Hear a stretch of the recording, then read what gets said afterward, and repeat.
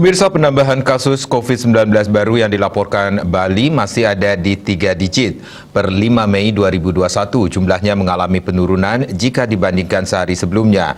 Korban jiwa juga masih bertambah. Jumlahnya mengalami penurunan dibandingkan sehari sebelumnya.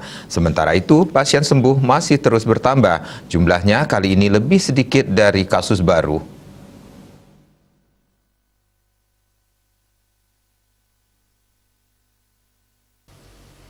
Menurut data Satgas Penanganan COVID-19 Bali, terdapat 128 kasus baru pada hari ini. Dengan demikian, kumulatif kasus yang ditangani Bali mencapai 45.282 orang. Sementara itu, tambahan korban jiwa mencapai 7 orang. Dengan demikian, kumulatif korban jiwa COVID-19 mencapai 1.377 orang atau 3,04%. Rinciannya 1.372 WNI dan 5 WNA.